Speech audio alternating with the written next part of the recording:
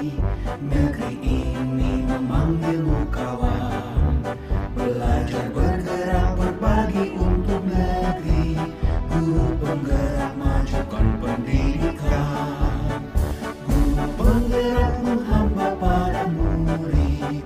Kreatif rancang pembelajaran. Hargai potensi, tingkatkan prestasi. Lahirkan profil pelajar Pancasila. Belajar bergerak.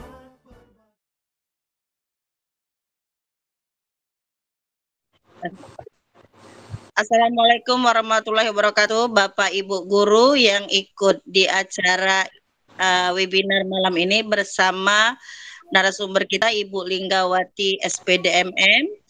Marilah kita awali dulu dengan sama-sama mengucapkan lafaz basmalah. Bismillahirrahmanirrahim. Oke, kita lanjutkan. Kita melanjutkan acara selanjutnya. Kita sertakan sesi berbagi dari CGP Komisi Angkatan 9 dengan topik budaya positif yang akan dipaparkan oleh Ibu Linggawati SPDMM. Kepada Ibu Linggawati kami persilahkan. Baik, terima kasih Bu Rinda, moderator kita malam ini luar biasa. Assalamualaikum warahmatullahi wabarakatuh. Waalaikumsalam warahmatullahi wabarakatuh. Luar biasa semangatnya ya Bapak Ibu guru komunitas belajar SMA Negeri 4 Prabu Muli, di mana sesuai dengan namanya komunitasnya, guru belajar siang malam SMA Negeri 4 Prabu Muli. Jadi siap belajarnya siang siap, malam siap. Baik, kita sama-sama Bapak dan Ibu akan menyimak pemaparan dari saya mengenai penerapan dari konsep-konsep dalam budaya positif yang sudah saya lakukan di sekolah. Sebelumnya Bapak dan Ibu, untuk pemaparan ini biar fokus dulu ya, kita boleh ice breaking sedikit ya Bapak dan Ibu, boleh? Boleh. Oke. Sekarang Bapak dan Ibu, kalau saya angkat benda, warnanya sesuai dengan yang saya tunjukkan di kamera, Bapak dan Ibu silakan cari benda di sekitar Bapak dan Ibu yang warnanya sama dengan yang saya tunjukkan. Bisa ya? Oke. Yang bisa tunjuk kamera, yang sampai sekarang saya cari benda Beda ya? itu cuma itu alat itu. warna biru. Ini apa ini? Bu Mus angkat apa Bu Mus? Dapat lap. Oh, bukan, ini ada masker. Bu Sri ada KTP. Wah, Bu Susi ada benda. Ini Tosca ya? Pak Yandi boneka biru. Bu Fitri apa itu Bu Fit? Warna biru. Bu Rinda itu ini ya, Pak Bianika ya. Bu Teni apa tuh Bu Teni? Buat parfum, oke. Bu Kaswati botol minum, Bu Putri botol minum. Oke, terima kasih teman-teman. Satu lagi nih, ada warna apa? Pink. Warna pink mana ya? Warna pink. Oh, besar. Nggak dapat. Pensil ya. Kalau pink bikin banyak. Bu Mus, topinya udah pakai dindingnya semuanya ngepink itu ya. Bu Rinda apa Bu Rinda itu? Dapat pink. No, ada sendok pink itu pasti itu sendoknya ini. Putri apa tuh Putri? Ayo tempat ini. Oh, tempat minum. Oke, semuanya dekat. Elin apa Bu Elin itu? Laptopnya warna pink, cewek banget. Si sarung tangannya pink. Bu Melisa ada warna pink. Jilbabnya udah pink tuh. Ya, oke Bapak dan Ibu, terima kasih. Nanti masih fokus ya di kegiatan kita malam ini. Oke, saya share screen terlebih dahulu ya. Sudah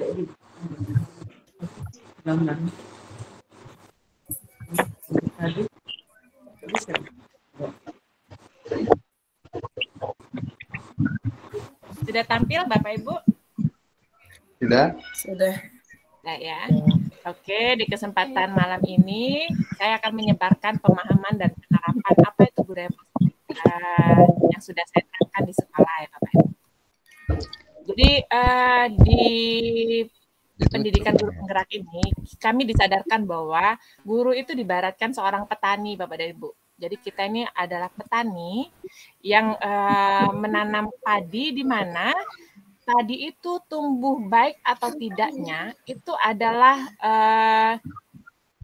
kita hanya bisa memperbaiki kondisi lingkungannya ya. Jadi kita bisa memperbaiki kondisi tanahnya sebagai petani, memelihara tanaman padi tersebut dengan memupuk, menyirami, membasmi hama. Jadi anak itu kalau diibaratkan padi ya, dia sudah punya potensi sendiri, bibitnya itu bagus atau tidak itu sudah ada dalam diri anak kita. Jadi kita itu hanya menuntun anak murid kita akan jadi seperti apa. Tetapi bibit yang bagus atau jelek itu bukan hasil akhirnya. Dengan menuntun anak tersebut Bapak dan Ibu, kita bisa mengubah mungkin yang bibitnya kurang bagus ya, yang kurang inputnya kurang bagus yang menjadi murid kita, itu dengan tuntunan kita itu kita arahkan dia bisa akan tumbuh dengan baik. Mungkin kita akan memberikan air yang banyak ya, atau memberikan pupuk. Jadi semuanya itu Bapak dan Ibu, peran kita itu hanya menuntun murid kita untuk tumbuh kembang sesuai dengan potensi yang mereka miliki, seperti itu. Nah, kalau kita guru diibaratkan seorang petani, maka sekolah kita ini Bapak Ibu adalah ladangnya. Ya. Jadi sekolah pun mempunyai pengaruh ya bagaimana petani ini dapat memaksimalkan kerjanya sebagai seorang petani. Ya. Jadi sudah seharusnya Bapak dan Ibu kita bisa menciptakan suasana dan lingkungan yang aman, nyaman, menyenangkan, menjaga dari berbagai hal yang tidak baik. Nah, ini yang harus kita lakukan sebagai guru. Bagaimana membuat murid kita di sekolah itu dia bisa merasakan lingkungan yang aman untuk mereka belajar. Mereka bisa dikembangkan bakatnya, dikembangkan potensinya dengan lingkungan dari sekolah kita. Apakah sekolah kita sudah memfasilitasi mereka dengan kondisi kelas yang aman, kelas yang nyaman, kemudian mereka misalnya ingin mengembangkan potensi mereka sebagai yang suka olahraga, misalnya. Apakah sekolah kita sudah memfasilitasi dengan sarana prasarana olahraga? Kemudian guru, apakah kita membatasi gerak anak tidak boleh berkreasi, misalnya seperti itu. Jadi kita sebagai guru dan sekolah sebagai ladang tadi itu memang harus berkolaborasi untuk menciptakan lingkungan yang aman dan nyaman agar murid kita itu bisa tumbuh berkembang sesuai potensi mereka.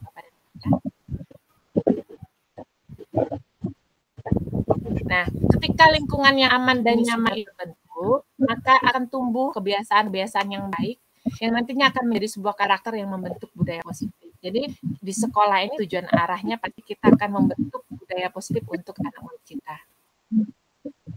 Sekarang kita berefleksi Bapak dan Ibu. Apakah hubungan antara menciptakan suasana yang positif dengan proses pembelajaran yang berpihak pada murid?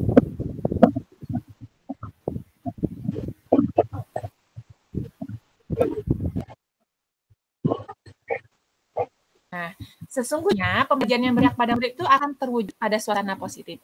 Ya. Jadi ketika suasana positifnya sudah terbentuk, siswa ini dapat berekspresi, dapat menyalurkan bakatnya, dapat mengembangkan kreativitasnya dan berkomunikasi dengan baik tanpa ada tekanan.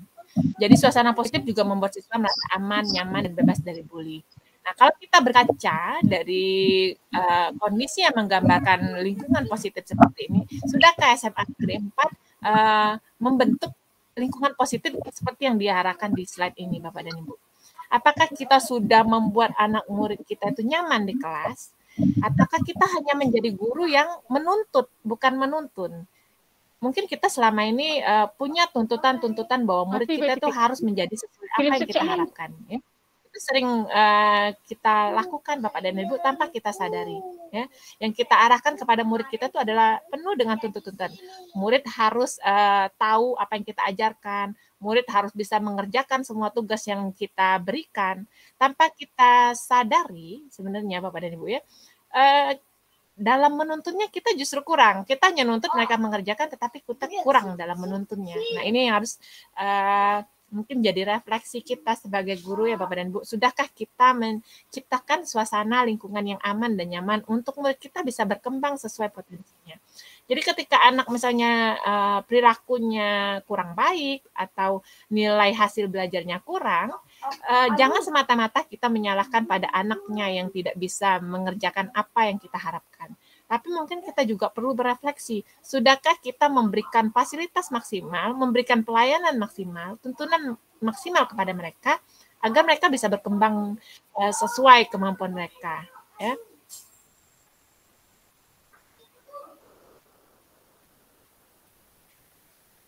Nah, di dalam budaya positif ini, Bapak dan Ibu, ada beberapa konsep inti yang dipelajari ya.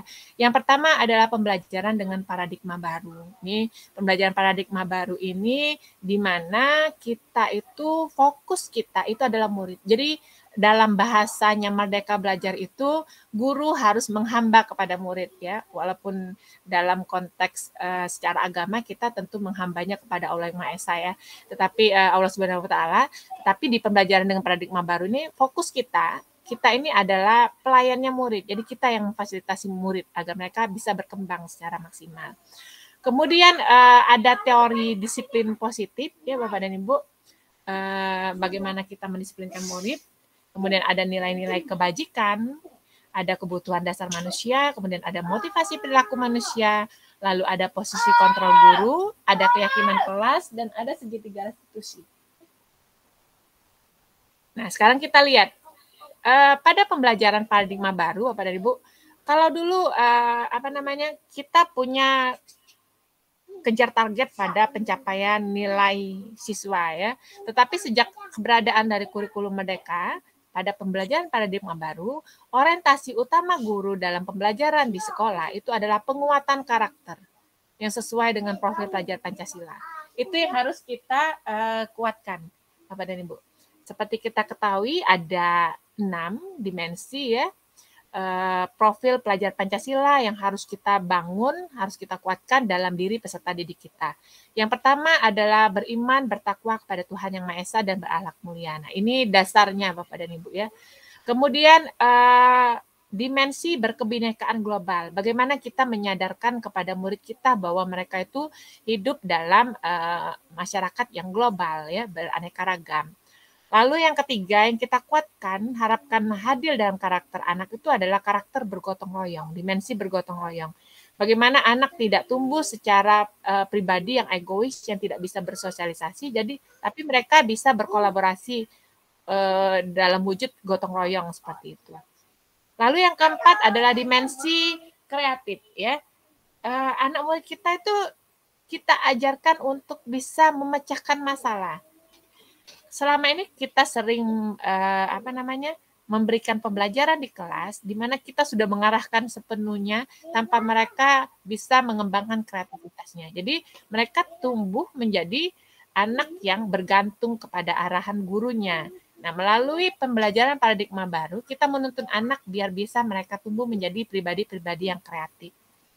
Lalu yang kelima, itu adalah bernalar kritis. Bagaimana kita bisa membuat pembelajaran itu yang memantik nalar kritis mereka ya Bapak dan Ibu agar bisa berkembang dengan baik. Dan yang terakhir adalah mandiri. Karena perlu kita ketahui seiring perubahan zaman kemandirian anak itu semakin berkurang ya. Karena kita tidak memberikan kepercayaan secara utuh kepada mereka untuk mereka bisa dipercaya kemampuan mereka agar mereka tumbuh karakter mandirinya. Nah ini di pembelajaran paradigma baru, profil pelajar Pancasila ini selain dikuatkan melalui kegiatan intrakurikuler, juga kita kuatkan melalui proyek penguatan profil pelajar Pancasila yang sekarang kita lakukan 2 kali dalam 1 tahun. Nah, sekarang kalau kita lihat ya perubahan paradigma seperti yang kita lakukan dalam kegiatan kepalan tangan. Coba sekarang Bapak Ibu ambil benda kecil di sekitar Bapak dan Ibu, coba genggam tangan Bapak di genggaman tangan Bapak dan Ibu. Yang kecil yang bisa digenggam yang tidak terlihat oleh saya apa isinya, ya. Nah, Bapak Ibu arahkan ke layar yang kameranya terbuka. Misalnya nih Pak Yandi ya. Pak Yandi sekarang saya bujuk. Ayo Pak Yandi, sudah pegang ya Pak Yandi di tangannya, salah satu tangannya. Maukah Pak Yandi membuka? Kalau seandainya yang di tangan Pak Yandi ini adalah benda yang sangat berharga bagi Pak Yandi, yang orang lain tidak boleh tahu apa isinya. Sekarang saya membujuk Pak Yandi. Pak Yandi, mau nggak buka kepalan tangannya? Nanti besok saya traktir bakso kalau Pak Yandi buka. Mau. Boleh Pak Yandi? Oke. Pak Yandi buka ya? Iya. Ya, dibuka karena bujukan saya. Iya. Atau memang karena Pak Yandi ingin membuka? Ada bakso. Karena ada bakso. Bu Mareni, kalau saya bujuk, buka ini tangan Ibu dengan semangkok bakso. Ibu mau nggak buka? Tetap nggak mau ya. Dipegang dengan erat ya. Nah, seperti itulah gambarannya Bapak dan Ibu. Jadi sebenarnya kita itu dalam mengontrol seseorang itu bukan semata-mata karena apa yang kita sampaikan orang itu mau menuruti apa yang kita inginkan. Jadi sebenarnya dari dalam dirinya, Pak Yandi ingin membuka tangannya tadi ya karena dalam dirinya ingin membuka. Walaupun iming-imingnya bakso. Bu Marleni tidak mau membukanya walaupun saya bujuk, saya kasih bakso, dia tetap nggak mau buka. Nah, itu artinya kontrol itu sebenarnya kembali kepada diri murid kita masing-masing kalau kita kaitkan dengan pembelajaran kita di kelas. Nah, selama ini ada miskonsepsi yang kita pahami Bapak dan Ibu bahwa yang pertama, ilusi yang kita bayangkan adalah guru itu bisa mengontrol murid, ya. Selama ini kita selalu bilang kalau kita wali kelas, murid itu pasti menuruti apa yang kita mau. Misalnya Bu Pit bilang Relga pasti mau, pasti akan merubah perilakunya yang sering terlambat datang ke sekolah kalau saya mengancam anak ini dengan hukuman seperti itu. Itu adalah sebuah ilusi Bapak dan Ibu. Sebenarnya yang membuat Relga datang ke sekolah yaitu karena memang dari hatinya dia sudah mau. Walaupun motivasinya mungkin karena takut dihukum. Tapi bisa jadi walaupun diancam dengan apapun, dia tetap tidak mau datang ke sekolah karena dia tetap dalam dirinya dia tidak mau dikontrol oleh gurunya. Nah, kita sering salah. Kita sering menganggap bahwa dengan menghukum, bahwa dengan membuat sebuah konsekuensi, murid itu pasti akan mengikuti apa yang kita arahkan ya.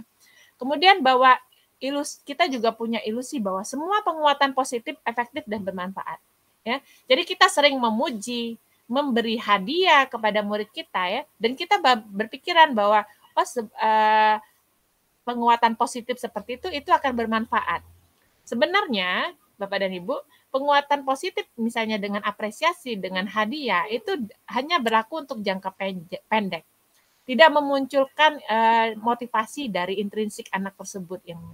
Jadi dia sebenarnya ya karena termotivasi karena pasti dipuji Bu Lingga, pasti nanti diberikan Bu Lingga coklat misalnya ya.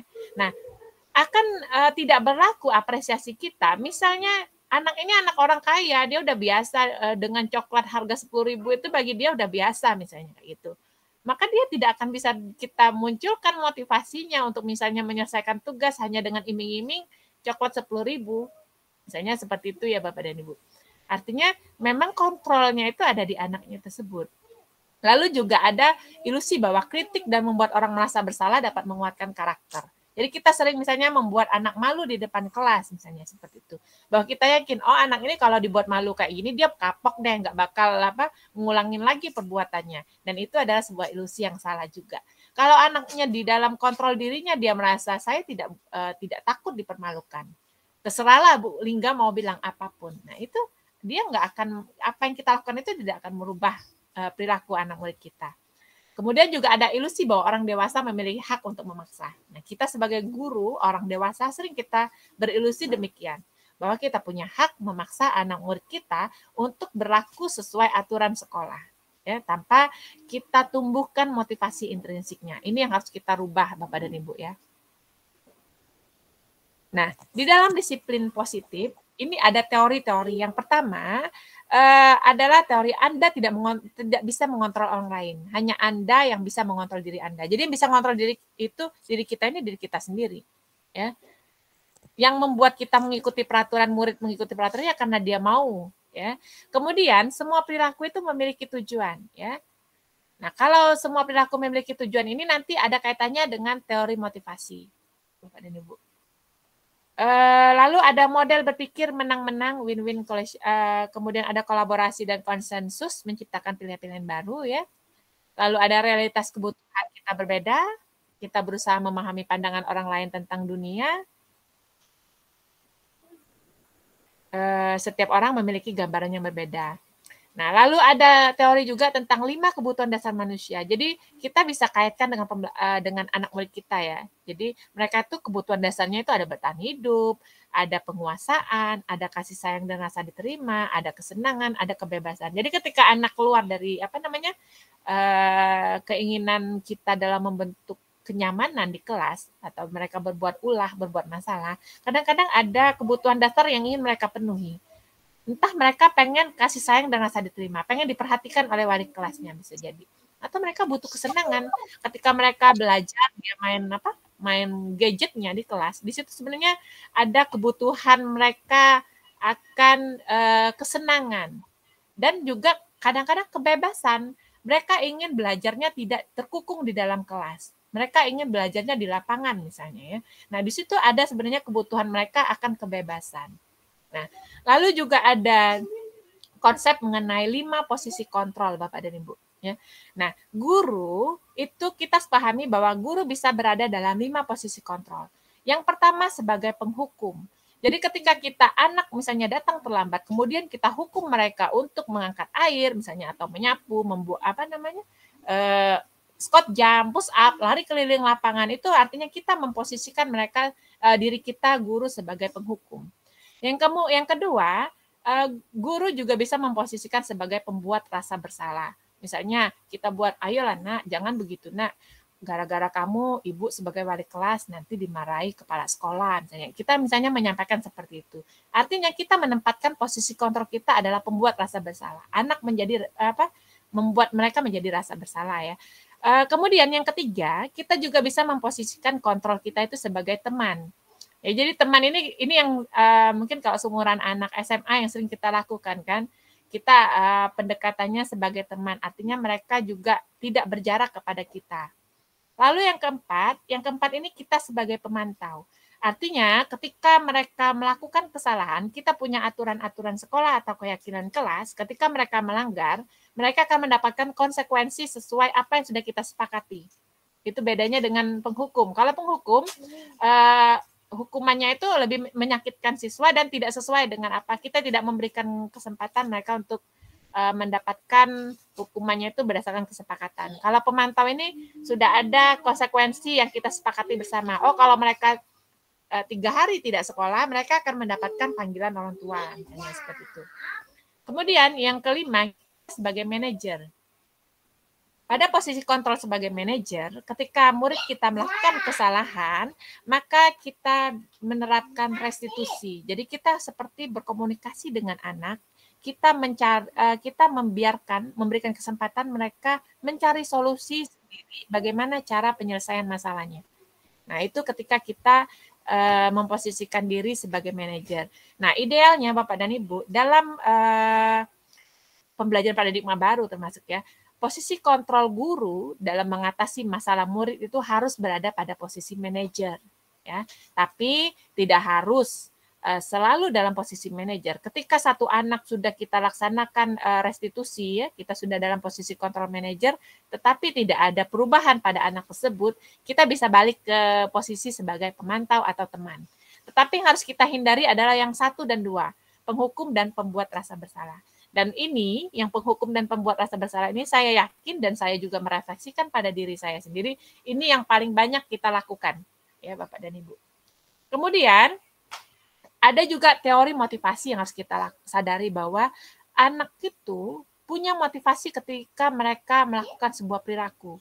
Yang pertama adalah mereka menghindari hukuman.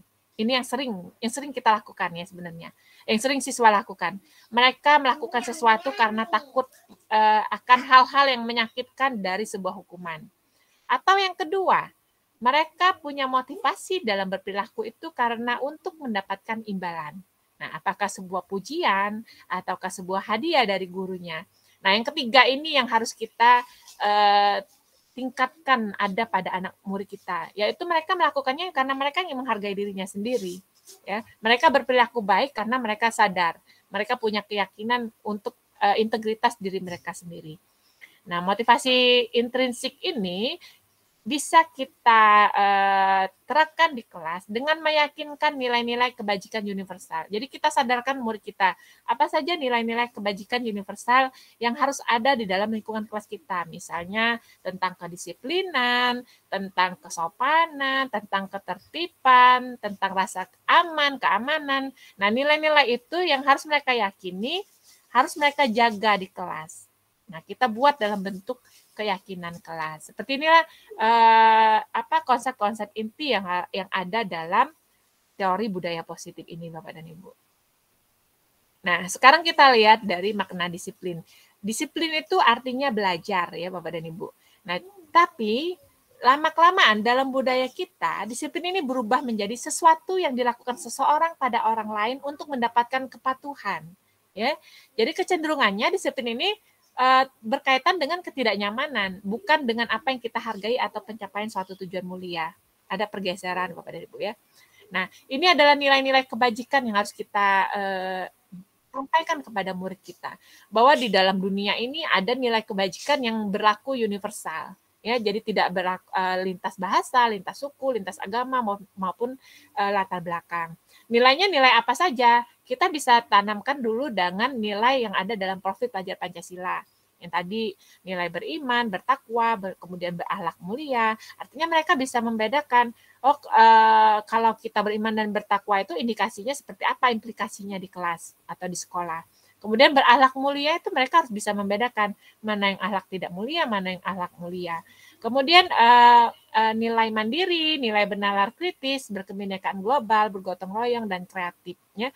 Ini tidak nilai-nilai ini tidak hanya kita terapkan melalui kegiatan proyek penguatan profil pelajar Pancasila, tetapi harus terintegrasi juga di dalam kegiatan pembelajaran kita di mata pelajaran kita masing-masing, Bapak dan Ibu. Nah, ini yang 5 kebutuhan dasar manusia yang harus kita sadari bahwa anak itu berperilaku itu ada kebutuhan dasarnya yang ingin dia penuhi. Apakah kebutuhan dasar bertahan hidup, kasih sayang dan rasa diterima, kebebasan, kesenangan, dan penguasaan. Ada hal-hal yang belum mereka penuhi di rumah, akhirnya mereka ingin dapatkan ketika ada di sekolah. Mereka pengen senang-senang.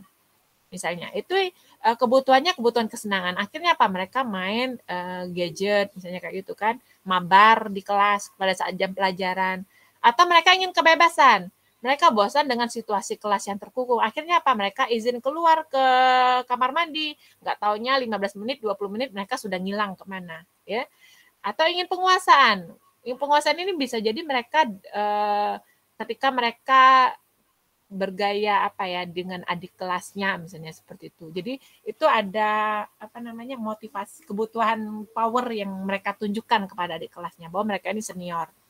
Akhirnya mereka berulah kepada adik kelasnya. Ini yang harus kita sadari, apa kebutuhan mereka sebenarnya. Nah, motivasinya ini tadi ya, menghindari ketidaknyamanan atau mendapatkan imbalan atau penghargaan, lalu ingin dihargai berdasarkan nilai-nilai yang mereka percaya. Nah, sekarang kita sering dengarkan merdeka belajar, merdeka mengajar. Sebenarnya apa sih? Merdeka ini menurut Ki Hajar Dewantara itu tidak hanya terlepas dari perintah, akan tetapi cakap buat memerintah diri sendiri. Nah, artinya kalau kita sudah bisa memerintah diri kita sendiri, itu artinya kita sudah merdeka, Bapak dan Ibu ya. Nah, ini tadi posisi kontrol. ya, Bapak dan Ibu mungkin bisa berefleksi ketika menghadapi permasalahan murid, pada posisi mana Bapak dan Ibu sering bersikap, sering mengambil kontrolnya. Kalau saya mungkin terkadang masih sering menghukum, masih sering menjadi seorang penghukum. Akhirnya baru terbuka mindset saya ketika saya mengikuti pendidikan guru penggerak, bahwa ketika Bapak dan Ibu mengambil posisi sebagai penghukum, kesan yang Bapak Ibu lakukan, hal-hal yang menyakitkan yang kita sampaikan kepada murid, itu akan tertanam kepada diri anak murid kita sampai mereka dewasa. Kalau kita ingin berefleksi, Bapak dan Ibu, coba ingat pengalaman Bapak dan Ibu ketika SD yang menyakitkan yang kaitannya dengan guru. Ada yang bisa bercerita misalnya? Coba misalnya yang paling senior di antara kita, Bu Sri ini ya. Saya tanya Bu Sri punya pengalaman nggak ketika SD, SMP, SMA, ketika Ibu dihukum yang sampai sekarang masih bisa Ibu ingat? Bisa Bu Sri bercerita? Ada Bu Sri?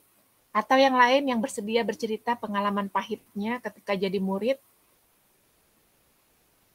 Ya, Pak Hardiansa. Boleh Pak Hardiansa. Silakan Pak. Yo, terima kasih Bu Lingga. Jadi termasuk yang penghukum, ini juga yang sering saya terutama saya pribadi, ini sering juga saya lakukan sampai sekarang kali ini. Terkait masa lalu yang saya ingat ketika saya masih SMP dulu ini.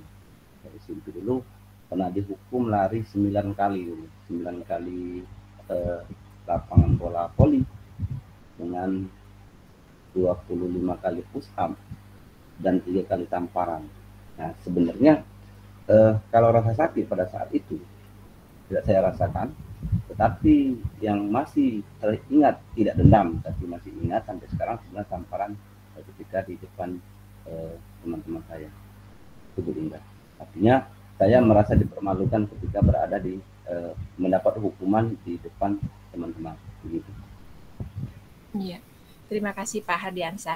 Nah, sekarang pertanyaannya Pak Hardi. Ketika Pak Hardi mendapat hukuman seperti itu dari gurunya, kemudian apakah Pak Hardiansa mengubah perilaku Bapak? Tidak lagi mengulanginya itu karena kesadaran diri sendiri, atau lebih kepada menghindari jangan sampai dihukum kembali seperti itu? Kalau dulu perasaan ini cuma rasa takut, artinya saya cuma menghindari hukuman. Artinya bukan dari pribadi pada saat itu, tapi memang dari menghindari rasa hukuman saja itu. Iya, terima kasih Pak Hardiansana. Artinya itulah yang terjadi pada anak murid kita, Bapak dan Ibu ya. Ketika mereka mengubah perilakunya karena takut dihukum. Artinya kesadaran intrinsik dari dalam dirinya tidak muncul. Bisa jadi ketika bertemu dengan guru yang polanya tidak keras, tidak menghukum, dia akan berulah lagi dengan hal yang sama. Kenapa? Kesadaran intrinsiknya tidak dimunculkan dari diri anak itu tersebut.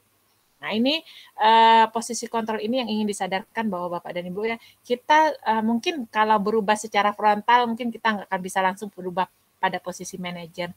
Tentunya bertahap ya Bapak dan Ibu. Paling tidak kita pendekatannya itu berubah menjadi teman, kemudian pemantau, dan mencoba untuk bisa berada pada posisi kontrol sebagai manajer.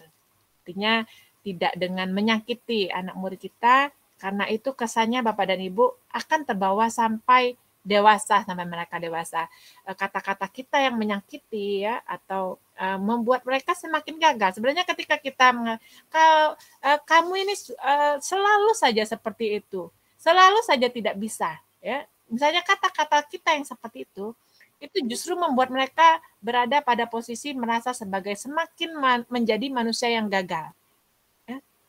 Tidak mengubah motivasi mereka untuk berubah, tetapi lebih memojokkan mereka, sehingga yang terjadi apa? Mereka merasa gagal, mereka tidak punya solusi untuk mencari cara bagaimana keluar dari kegagalannya tersebut, akhirnya mereka pasrah. Saya pasrah dan menerima apapun yang diberikan, hukuman yang diberikan oleh guru kita. Nah, itu yang bisa terjadi ketika kita terus berada pada posisi penghukum.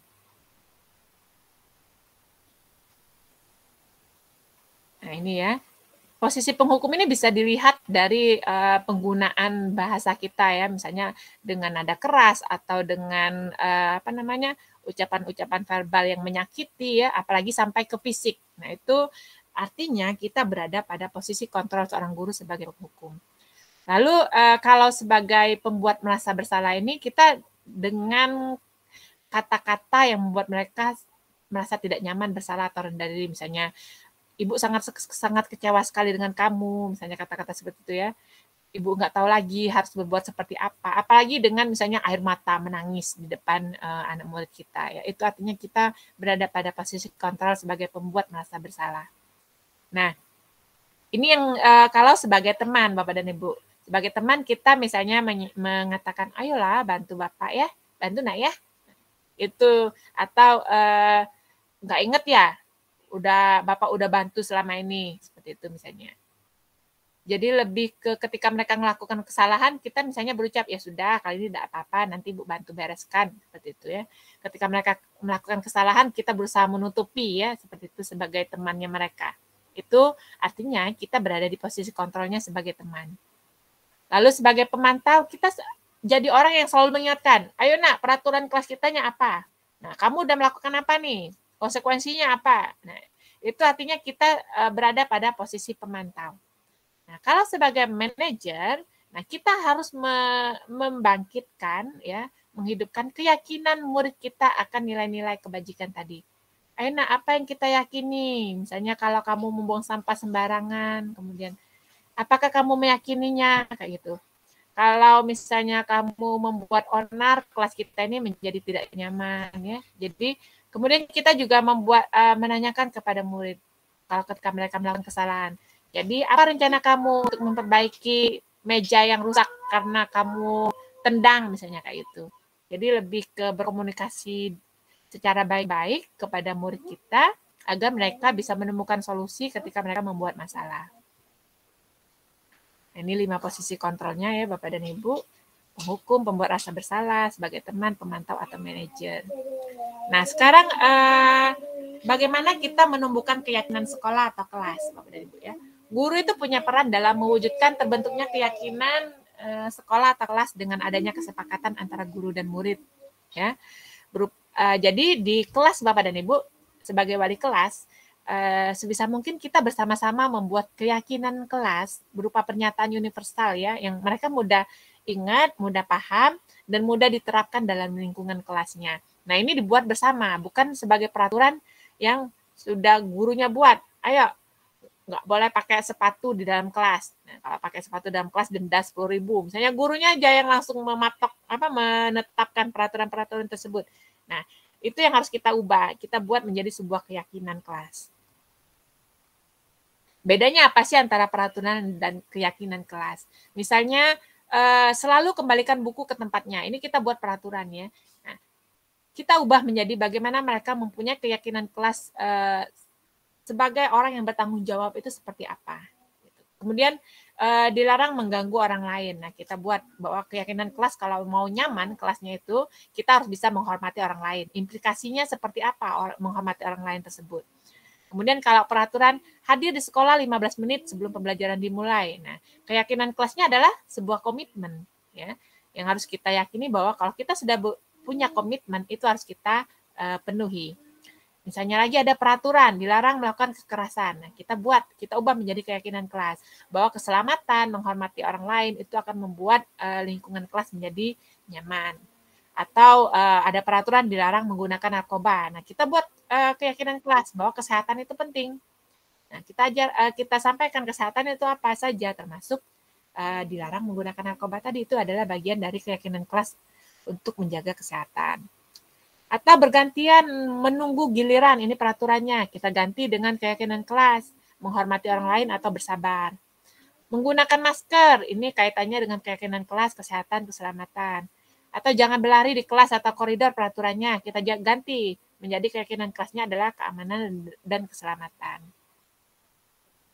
Nah, tadi ketika saya bilang kita berada pada posisi sebagai manajer, maka ketika kita menemukan sebuah masalah, kita harus bisa menerapkan segitiga restitusi untuk menyelesaikan masalah anak tersebut. segitiga restitusi itu ada 3 tahapan yang harus dilakukan. Yang pertama adalah menstabilkan identitas. Kalau menstabilkan identitas itu, Bapak dan Ibu, prakteknya, Bapak dan Ibu, jangan ketika anak kita panggil di kelas, kita menghadap kita langsung judge anaknya. Kenapa kamu memukul temanmu, misalnya kayak gitu. Jangan. Jadi kita stabilkan dulu identitasnya agar dia tidak merasa gagal, dia tidak merasa kesalahannya itu membuat dia siap menerima apapun hukuman dari sekolah atau dari wali kelasnya, tidak. Tapi kita stabilkan dulu. Nah, Bapak dulu juga ketika sekolah pernah melakukan kesalahan atau saya sampaikan melakukan kesalahan itu adalah hal yang wajar. Setiap manusia itu pasti pernah melakukan salah. Nah, itu adalah bagian kata-kata yang bisa kita lakukan untuk menstabilkan identitas. Jadi dia dibuat nyaman dulu dengan pertemuan yang kita lakukan. Kemudian yang kedua, tahapannya adalah validasi atas tindakan yang salah. Jadi misalnya anak terlambat ya, dia udah ngomong, dia udah menjelaskan terlambat karena bangunnya kesiangan. Jadi dia memakai sepatu warna putih misalnya, pada peraturan sekolah warna hitam. Nah, kita validasi dulu tindakan dia salah. Nak, ibu tahu misalnya karena kamu terburu-buru, karena sudah terlambat, akhirnya kamu pakai sepatu warna putih. Tapi kamu tahu kan keyakinan sekolah kita, peraturan sekolah kita bahwa sepatu yang harus kita gunakan adalah warna apa? Nah, kita seperti itu. Langsung dilanjutkan dengan menanyakan keyakinan. Yakin nggak apa keyakinan sekolah kita ya untuk masalah ketertiban atau masalah menjaga keamanan sekolah, kita tanyakan agar dia bisa ingat ya, bisa menyampaikan keyakinan sekolahnya. Kemudian ketika dia tahu keyakinan ke sekolahnya apa, keyakinan kelasnya apa, dan dia sadar bahwa dia dalam posisi salah, melanggar keyakinan kelas, nah kita tanyakan, kalau kamu tahu bahwa keyakinan kelas kita bisa menjaga ketertiban di kelas, misalnya seperti itu, sementara kamu membuat keributan dan membuat Bu Rosma marah, misalnya seperti itu. Sekarang apa solusinya? Nah, baru kita tanyakan keyakinan anak. Jadi anaknya itu akhirnya nyari solusi, biarkan dia menyampaikan solusinya. Apakah dia harus perlu minta maaf menghadap ke Bu Rosma, misalnya seperti itu. Artinya kita lakukan segitiga restitusi, itu harapannya adalah muridnya itu bertanggung jawab atas kesalahan yang sudah dia lakukan. Bukan kita langsung menjudge kesalahan anak dan langsung menentukan, oke, besok kamu diskor, nggak usah sekolah selama 1 minggu sebagai hukumannya. Tidak. Jadi kita arahkan dulu apa pemecahan masalah yang bisa dia lakukan berdasarkan keyakinan yang sudah ada. Itu yang harus dilakukan sebagai guru ketika berperan sebagai manajer dalam segitiga restitusi. Nah, ini gambaran saya Bapak dan Ibu ketika membuat keyakinan kelas ya. Jadi Bapak dan Ibu bisa menerapkannya di sekolah di kelas Bapak dan Ibu nanti ya. Jadi yang pertama Bapak dan Ibu di kelas bersama murid-murid kita jelaskan terlebih dahulu mengapa perlu membuat keyakinan kelas. Kita sampaikan terkait juga tentang nilai-nilai kebajikan ya yang bisa membuat kelasnya nyaman. Mereka tentu punya impian. Kita tanya dulu, impiannya kalian kelas yang nyaman itu seperti apa? Kelas yang menyenangkan itu seperti apa? Nah, kita tanya, kita gali pendapat mereka. Nah, setelah itu kita berikan kesempatan kepada murid untuk menyampaikan curah pendapat mereka tentang peraturan yang disepakati, bisa menggunakan kertas sticky note atau suruh mereka mencatat di depan kelas, itu boleh kita lakukan. Jadi mereka bebas. Mungkin kalimatnya belum berupa kalimat keyakinan, tapi berupa kalimat peraturan misalnya. Dia nulis misalnya harus datang tepat waktu, tidak boleh misalnya menggunakan HP saat jam pelajaran. Mungkin kalimat-kalimatnya masih ada kalimat-kalimat peraturan atau kalimat negatif, enggak apa-apa. Biarkan mereka mencurahkan dulu pendapatnya. Nah, ini misalnya ya dituliskan di kertas sticky note-nya ya, bertanggung jawab untuk menjaga isi kelas. Ini kayak curah pendapatnya. Nah, ini kemudian kita suruh tempelkan di depan kelas. Nah, apa pemikiran mereka ya, atau kalau nggak pakai sticky note, tuliskan pakai spidol di depan kelas. Kesepakatan kelas yang akan mereka buat nanti. Nah, kalau sudah kita kelompokkan Bapak dan Ibu keyakinan-keyakinan kelas yang sudah mereka buat itu yang memiliki nilai kebajikan yang sama. Ya, kemudian jika kalimat-kalimatnya masih berupa kalimat peraturan atau kalimat negatif, kita sama-sama ubah menjadi sebuah kalimat positif, ya. Karena untuk membuat keyakinan kelas ini diawali dari kalimat positif. Nah, kalau sudah dikelompokkan berdasarkan nilai-nilainya, jadi ada yang masuk nilai kedisiplinan apa saja, yang masuk nilai ketertiban apa saja, yang masuk nilai tanggung jawabnya apa saja. Berikutnya Bapak dan Ibu, kita buat menjadi sebuah kalimat keyakinan kelas 10.1. Jadi ada 5 berdasarkan hasil curah pendapat mereka. Yang pertama 10.1 menjunjung tinggi nilai kedisiplinan. Yang kedua 10.1 menjunjung tinggi nilai ketertiban, ya. Yang ketiga, menjunjung tinggi nilai kesopanan. Keempat, menjunjung tinggi nilai saling menghargai. Kelima, menjunjung tinggi nilai bertanggung jawab. Nah, ini sudah jadi nilai keyakinan kelas. Jadi ketika mereka melanggar, kita ingatkan. Ketika misalnya mereka datang terlambat. Nah, apa keyakinan kelas kita? Misalnya, ya saya kelas kita menjunjung tinggi nilai kedisiplinan, Bu. Nah, apakah dengan datang terlambat ini bagian dari menjunjung tinggi nilai kedisiplinan? Itu bisa kita tanyakan kepada murid kita. Nah, kalau sudah jadi, keyakinan kelas ini Bapak dan Ibu bisa tempelkan di kelas, dicetak, kemudian ada tanda tangan mereka sebagai bentuk kesepakatan mereka dari bunyi keyakinan kelasnya, dan ini bisa kita tempelkan di dalam ruangan kelas kita Bapak dan Ibu. Jadi mereka bisa ingat setiap waktu dengan melihat keyakinan kelas yang terpampang tersebut. Nah, itulah Bapak dan Ibu ya gambarannya terkait dari budaya positif ya, penerapan budaya positif yang sudah saya lakukan Bapak dan Ibu. Saya kembalikan kepada moderator, mungkin ada sesi tanya jawab, dipersilahkan kepada Bapak Ibu. Baiklah Bapak Ibu guru yang ikut webinar hari ini, dari pemaparan oleh Ibu Linggawati itu sudah diberikan beberapa pemaparan tentang budaya positif yang nanti sama-sama kita coba untuk menerapkan di sekolah kita, yang akan membuat perubahan-perubahan baik bagi kita sebagai pengajar dan untuk siswa sebagai yang kita ajar. Marilah Bapak Ibu guru, kalau ada yang perlu ingin ditanyakan kepada Ibu Linggawati, kami persilakan untuk mengacungkan tangan atau raihan, buka raihannya, dan silahkan untuk bertanya kepada Ibu Linggawati. Kami persilakan Bapak Ibu. Ada yang mau bertanya Bapak Ibu?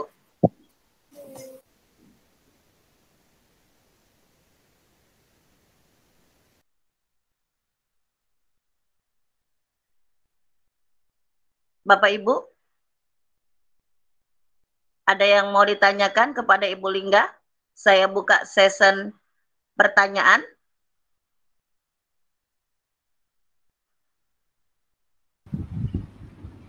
Oke, boleh. Sekarang ada 2, Ibu Suri Sunarti dan Bapak Hardiansa. Saya persilahkan dulu kepada Ibu Suri Sunarti. Bapak Hardiansa, mohon sebentar. Silakan Ibu Sri Sunarti, pertanyaannya. Assalamualaikum warahmatullahi wabarakatuh. Waalaikumsalam. Terima kasih ya diberi kesempatan. Bu Lingga, saya mau nanya nih ya. Beberapa kasus yang sering kita hadapi di dalam kelas ya.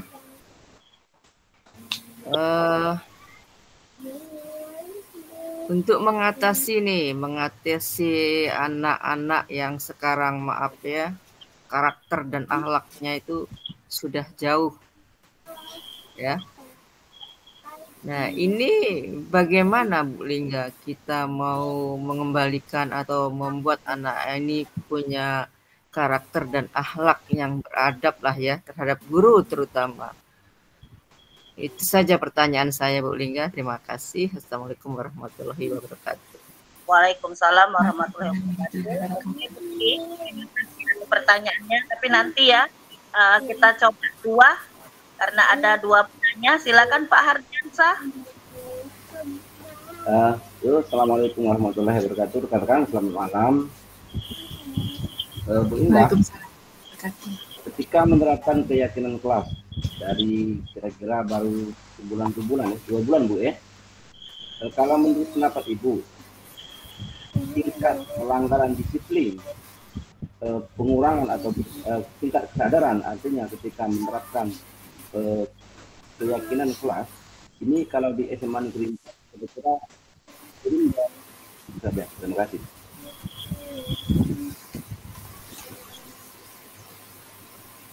Boleh Pak Hardiansyah diulangi lagi pendapatnya? Pertanyaannya Bu ya. Nah, jika menerapkan keyakinan kelas mungkin sudah 2 bulan 3 bulan diterapkan, tingkat pelanggaran untuk anak kita ini, pelanggaran yang pada saat kita mengajar, kalau dipresentasikan keberhasilannya itu berapa persen?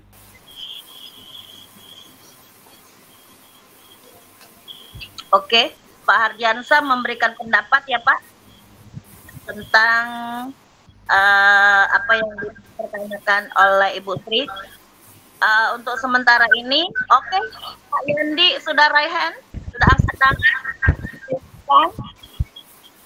Oke, baik. Assalamualaikum warahmatullahi wabarakatuh. Waalaikumsalam. Selamat malam, Bapak Ibu rekan-rekan semua. Selamat Izin malam. Ibu Lingga selaku pemateri tadi sudah menyimak materi yang sudah disampaikan Ibu Lingga yang sangat sudah biasa kita sering temui di keseharian kita di kelas kita masing-masing.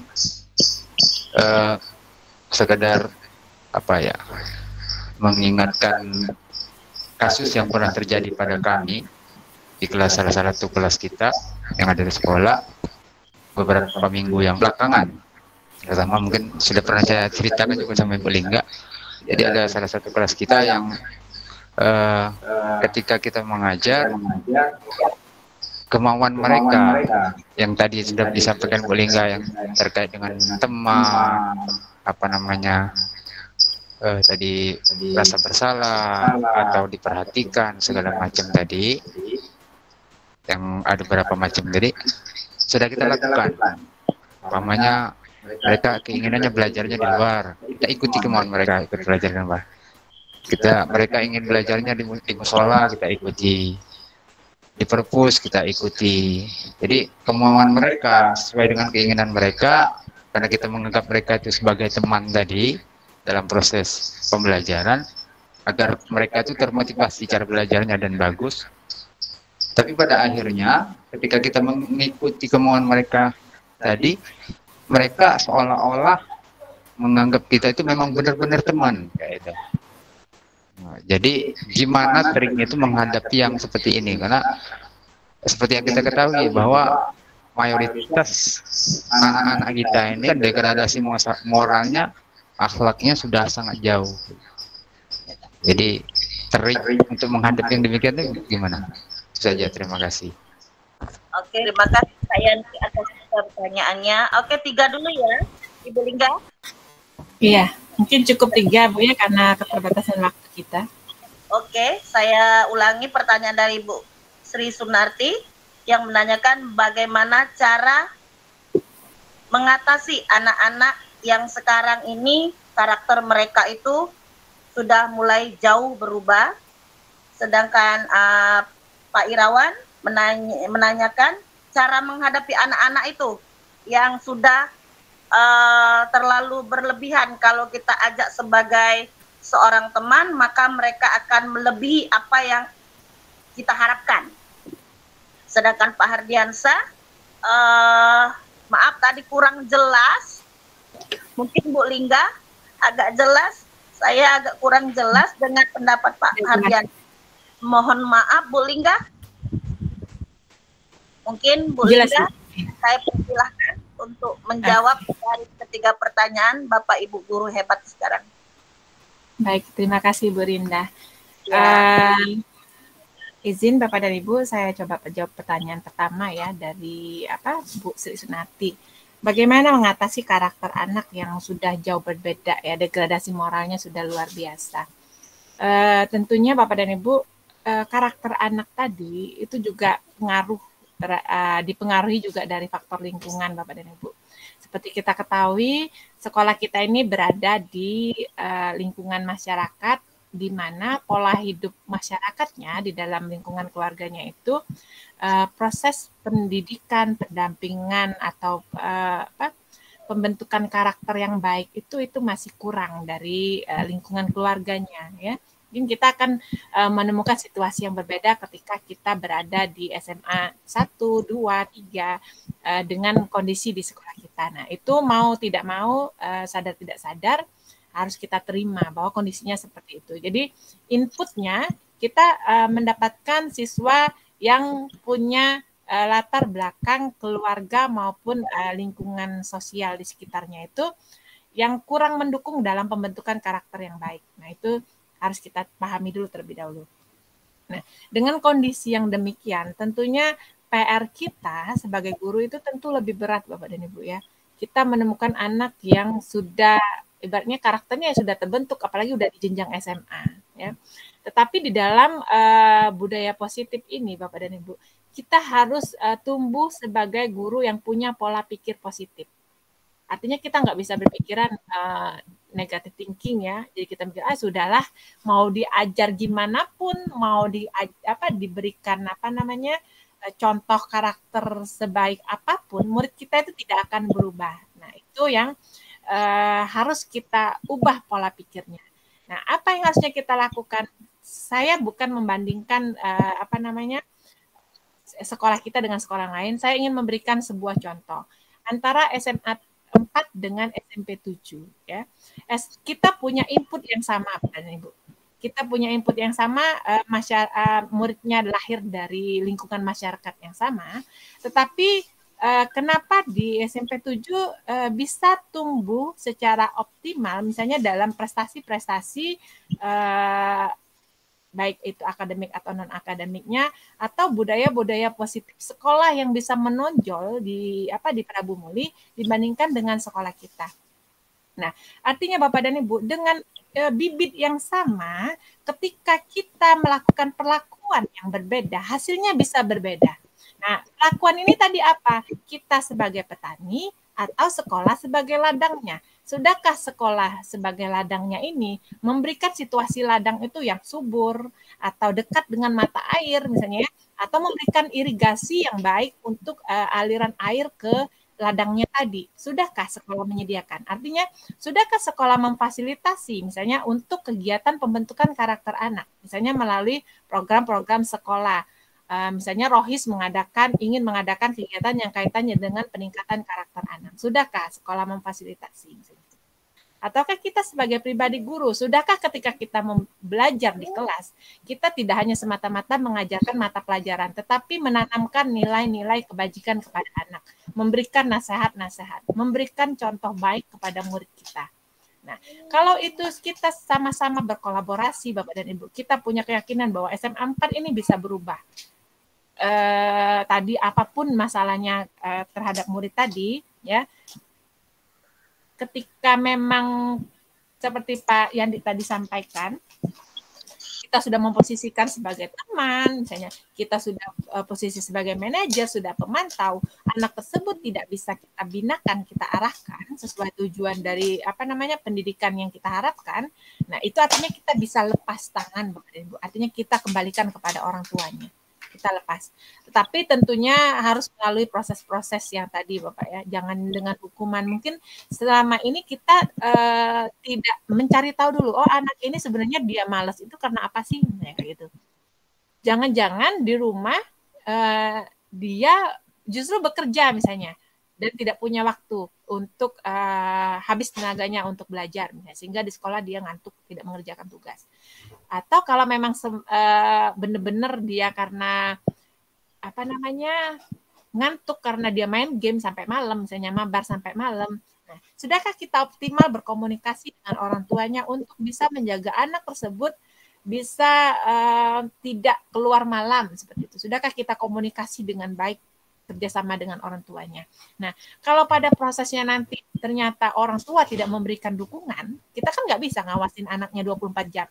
Dia udah di rumah mesti kita jaga, suruh balik ke rumah tidur sesuai jam malamnya. Tentu kita nggak bisa memantau mereka sampai sedemikian rupa.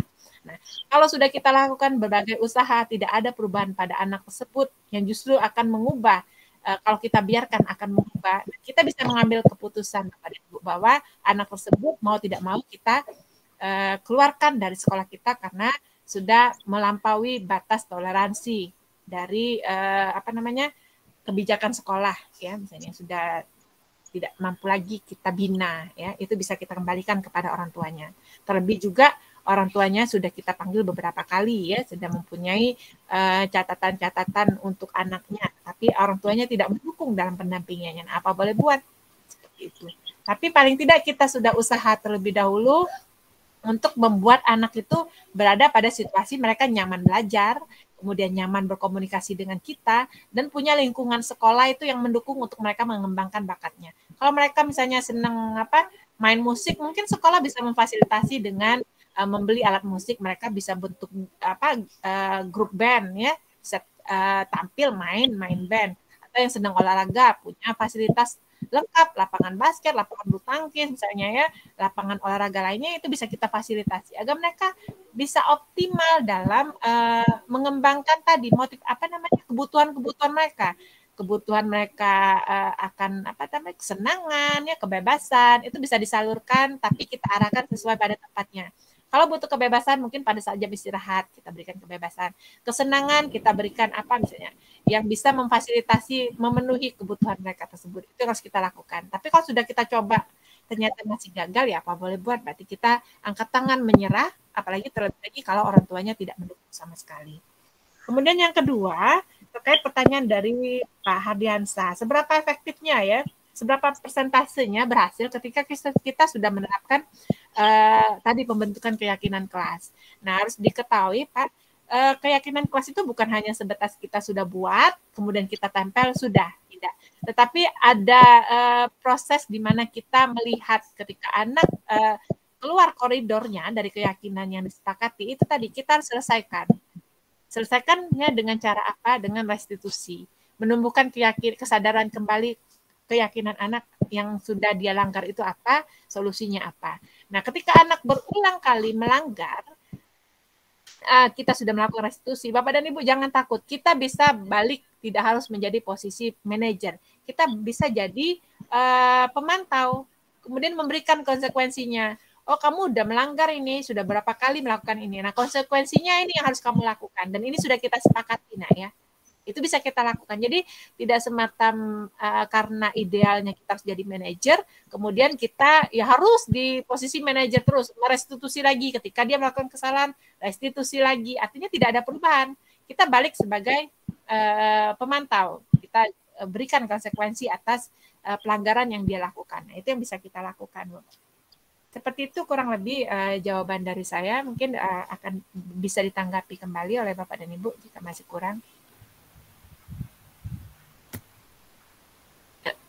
Ya, Bu Sri. Oke, ada Bapak Ibu yang ingin menambahkan? Ibu Sri, silakan. Terima kasih Bu Lingga. Jadi ini dapat saya simpulkan nih, ya. Kita dalam bercocok tanam atau berladang atau bersawah katakanlah, ya. Kalau kita mau nanam padi, mau pakai bibit IR16, itu IR4 tidak akan mungkin tumbuh, nanti hasilnya adalah PB16. Meskipun kita sudah dipupuk di segala macam, kan, minimal, tapi saya ambil kesimpulan minimal hasilnya tidak seburuk andaikan kita biarkan tanah tandus, tanah itu kering, tidak dipupuk. Minimal begitu, ya. Jadi kalau misalnya nih kita bertanam IR16, IR4 misalnya, itu kalau tidak kita pupukkan mungkin akan lebih bagus lagi hasilnya, ya. Jadi kesimpulan saya atau katakanlah tadi, kalau memang sudah adatnya tuh begitu, sudahlah, lebih baik kita begini saja. Di mana bumi dipijak, di situ langit kita junjung.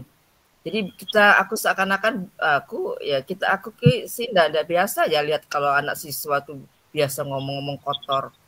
Maaf, nama-nama binatang sebut kok seperti dianggap biasa begitu. Ya aku udah biasa begitu. Jadi pas aku sadar, oh mungkin aku harus menyesuaikan diri gitu. Mungkin menyesuaikan diri ternyata, tapi di sini bicara ngomong kotor, ngomong binatang-binatang biasa mungkin di daerah sini. Apakah aku harus begitu? Berarti aku ambil kesimpulan di situ, Bu. Jadi ya sudahlah, oke lah. Jadi kalau kita bertanam, kita bersaing sebagai bagusnya, kalau berladang berusaha lah sebagusnya ya. Yang penting hasilnya jangan lebih buruk, gitu saja Bu Lingga ya. Iya. Oke, terima kasih Bu Tapi Lingga. Iya Bu Sri, tapi jangan sampai ketika anak tadi Bu bilang, anaknya suka ngomongnya kasar atau kotor, terus kita biarkan. Tetap kita sebagai guru itu menuntun Bu. Ya memang basicnya mungkin dari lingkungan keluarganya mereka tidak dilarang orang tuanya ketika mereka mengumpat atau berkata kasar. Tetapi ketika kita di sekolah, kita sebagai guru punya tugas menuntun. Kita sampaikan, nak, Ibu seumur umur belum pernah loh nak kalau marah itu Ibu mengeluarkan kata-kata kasar. Atau ngomongin isi kebun binatang, nggak pernah. Paling kalau Ibu marah, ada suara Ibu tinggi, nak. Kalau Ibu suaranya udah do tinggi itu artinya Ibu marah. Tapi Ibu tidak mengeluarkan kata-kata kebun binatang seperti itu, karena itu tidak pantas disebutkan oleh kita sebagai manusia yang berpendidikan. Nah, bisa kita sebutkan seperti itu mungkin ketika mengajar di kelas. Artinya kita tetap menuntun, tidak membiarkan ketika menemukan kasus anak di depan muka kita dia ngomong kotor atau kasar, kita biarkan, itu jelas salah. Artinya memang posisinya kita sebagai guru itu adalah penuntun murid kita. Oh, gitu lagi. Andaikan nih Bu Lingga ya, andaikan nih ini si anak nih bicaranya tidak sama kita nih misalnya ya, sama guru yang lain, terus kita tiba-tiba nimbrung, ini kadang-kadang enggak bisa diterima itu lah rekan sejawat bahwa kita sering nimbrung itu enggak bisa diterima. Jadi ini gimana nih Bu Lingga? Iya. Mungkin pada anak prosesnya itu tidak bicara sama kita, anak itu tidak bicara sama kita ya, tapi sama guru aja. Saya heran loh, maaf ya sampai kotor gitu ya sama guru, kok reaksinya si guru kok biasa-biasa ya kata dalam pikiran aku nih ya. Nah, tapi ya benar kata Bu juga ya sudah pikir kalau aku yang digituin mungkin aku bisa proses jauh gitu. Iya. Kalau dalam pembelajaran paradigma baru ini Bu, memang ketika kita mengatasi masalah anak yang harus kita ingat Bapak dan Ibu, kita tidak memprosesnya itu di depan guru lain atau di depan temannya yang lain. Jadi biarkanlah kita berdua saja, panggil yang hanya ada kita berdua. Jadi kita disitulah kita membina. Jadi anak tersebut tidak ada rasa malu atau rasa tidak sungkan untuk mengungkapkan permasalahannya. Lebih tepatnya kita menyepikan anak tersebut. Jadi kalau memang Ibu melihat ada teman misalnya yang sedang memproses anak yang ngomong kasar tapi gurunya sepertinya biasa saja, biarkan dulu gurunya menyelesaikannya. Nanti mungkin setelah itu Bu Sri bisa panggil anak tersebut, bisa dibina, bisa dituntun lagi dengan gayanya Bu Sri. Jadi dengan menerapkan segitiga restitusi. Mungkin seperti itu cukup Bu Rinda ya. Oke, terima kasih. Assalamualaikum warahmatullahi wabarakatuh. Selamat malam ya. Selamat bahagia selalu. Terima kasih. Bagaimana pertanyaan Pak Yandi tadi sudah dijawab Bu Lingga? Sudah sekalian Pak Yandi tadi ya, kayaknya langsung saya kaitkan dengan pertanyaan dari Bu Sri. Oke. Terima kasih Bu Lingga. Masih ada sesi, masih ada waktu Bu Lingga? Sebenarnya dicukupkan saja dulu Bu untuk kegiatan webinar kita ditutup dulu. Oke, sebelum kita tutup ya, marilah kita simpulkan dulu dari pemaparan Bu Lingga tadi. Berarti kita sebagai guru harus harus memiliki budaya positif ya untuk mengasah anak itu atau mengajak anak-anak itu atau menanamkan karakter-karakter yang baik terhadap anak-anak kita. Dan mungkin komunikasi kerjasama dengan orang tua mungkin lebih kita tingkatkan lagi untuk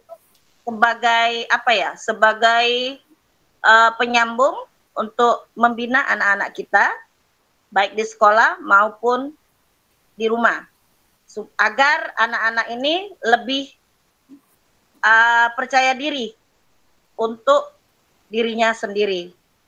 Oke, malam ini terima kasih teman-teman atau Bapak Ibu guru hebat yang sudah bergabung di kegiatan webinar kita dengan topik budaya posesif yang dibawakan oleh CGP Rekonisi Angkatan ke-9 oleh Ibu Linggawati.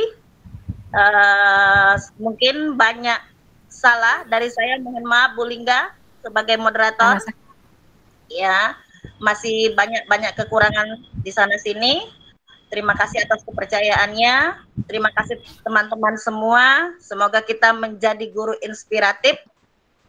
Ya, semoga kita menjadi guru-guru hebat di lingkungan sekolah kita. Terima kasih. Saya akhiri dengan wassalamualaikum warahmatullahi wabarakatuh. Waalaikumsalam warahmatullahi wabarakatuh.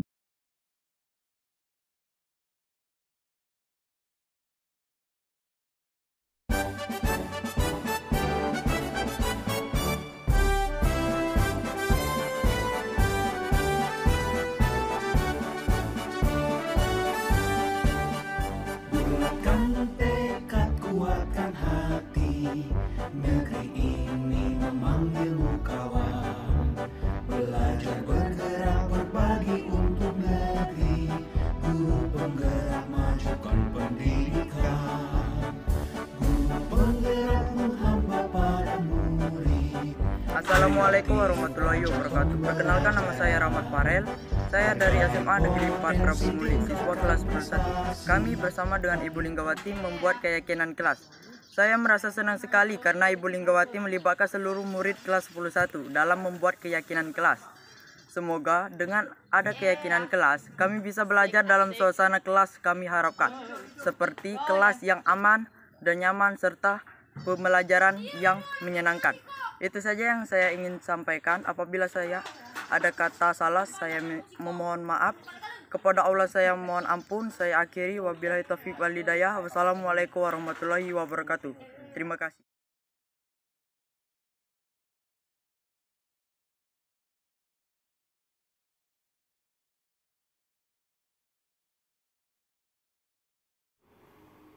Setelah memperoleh pemahaman yang mendalam tentang penerapan budaya positif di kelas dan sekolah, saya menyadari betapa pentingnya membangun lingkungan yang mendukung dan memperkuat semangat belajar siswa. Dengan mengimplementasikan keyakinan kelas bersama siswa, saya mengamati beberapa hasil yang positif, tetapi juga menemukan area-area di mana saya masih harus memperbaiki pendekatan dan strategi saya. Saya menyadari bahwa meskipun telah mencoba membuat keyakinan kelas, pada pelaksanaannya siswa tidak serta-merta berubah dalam berperilaku sesuai dengan keyakinan yang mereka junjung di kelas. Namun hal ini saya yakini sebagai sebuah proses, karena dengan kesabaran dan pendampingan penuh dari guru, keyakinan kelas ini saya yakin dapat dijalani dengan sepenuh hati oleh siswa. Oleh karena itu, sebagai langkah perbaikan, saya berencana untuk 1. Meningkatkan interaksi personal dengan siswa secara terjadwal, misalnya dengan menyelenggarakan sesi bimbingan individu atau kelompok kecil untuk mendengarkan masalah atau kekhawatiran mereka. 2. Mengintegrasikan lebih banyak kegiatan kolaboratif dalam pembelajaran sehari-hari untuk memfasilitasi keterlibatan siswa yang lebih beragam. 3. Mengadakan diskusi kelompok terbuka untuk memastikan bahwa semua suara didengar dan dihargai, sehingga memberikan siswa kesempatan untuk berbagi perspektif mereka. Selain itu, saya juga menyadari bahwa sebagai guru saya perlu meningkatkan konsistensi dalam memberikan umpan balik yang konstruktif dan menghargai upaya siswa. Saya sangat termotivasi untuk terus belajar dan berkembang sebagai pendidik dengan fokus untuk menciptakan lingkungan belajar yang inklusif, positif, dan memberdayakan bagi semua siswa. Saya yakin bahwa dengan komitmen yang kuat dan peningkatan terus-menerus, saya akan mampu mencapai tujuan ini dan memberikan pengalaman belajar yang berharga bagi setiap individu di dalam kelas saya.